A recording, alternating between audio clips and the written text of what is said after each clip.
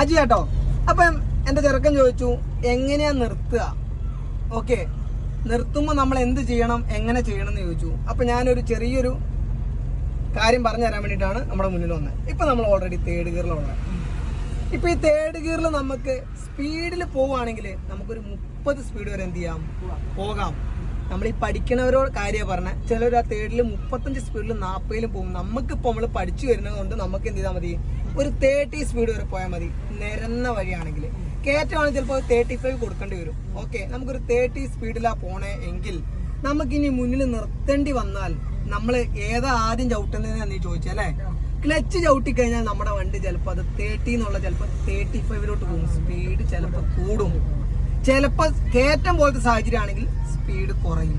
അപ്പൊ എപ്പോഴും നമ്മളൊരു 30 സ്പീഡിലാ പോണെങ്കിൽ നമുക്ക് ബ്രേക്ക് ചവിട്ടിയിട്ട് ആ തേർഡ് ഗിയറിൽ നമുക്ക് എത്ര വരെ ലോ വരാൻ പറ്റും, 25 വരെ വരാൻ പറ്റും. നമുക്ക് എന്ത് ചെയ്യാം, ആ 30 സ്പീഡിൽ പോണ വണ്ടീനെ ബ്രേക്ക് ചവിട്ടി നമുക്ക് എവിടെ വരെ കൊണ്ടുവരാം, 25 സ്പീഡ് വരെ കൊണ്ടുവരാം. ആ 25 സ്പീഡിന്റെ താഴോട്ടാവുമ്പോഴത്തേന് നമ്മൾ എന്ത് കൊടുക്കണം, ക്ലച്ച് കൊടുക്കണം. അപ്പൊ നമ്മുടെ വണ്ടി എന്താവൂല, സ്പീഡ് കൂടൂല. കാരണം നമ്മൾ ബ്രേക്കിൽ കൺട്രോൾ ചെയ്തു.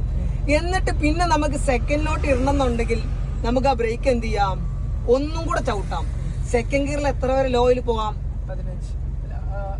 ഒന്ന് ആലോചിക്ക്, എത്ര വരെ ലോ വരാൻ പറ്റും, 10. യെസ്, 10 സ്പീഡ് വരെ നമുക്ക് എന്ത് ചെയ്യാൻ, ലോ വരാം. അപ്പൊ നമ്മൾ 30-ലുള്ള വണ്ടി ബ്രേക്ക് ചവിട്ടി 25 സ്പീഡിലോട്ട് വന്നു. അപ്പൊ ക്ലച്ച് ഫുള്ള് ചവിട്ടി വീണ്ടും ബ്രേക്ക് ചവിട്ടി ഒരു 10 സ്പീഡിലോട്ട് ആക്കിയിട്ട് നേരെ അവിടെ നമുക്ക് എങ്ങോട്ട് ഇട്ടാൽ മതി, സെക്കൻഡിൽ ഇട്ടാൽ മതി. എന്നിട്ട് നമുക്ക് എന്ത് ചെയ്യാം, മുന്നോട്ട് വേണമെങ്കിൽ പോകാം. ഇല്ല എങ്കിൽ നമുക്ക് എന്ത് ചെയ്യാം, അവിടെ സ്റ്റോപ്പ് ചെയ്യാം. ഇപ്പൊ നമ്മൾ കൊണ്ടുവന്ന് സ്റ്റോപ്പ് ചെയ്ത് തേർഡ് ഗിയറിലാണ്.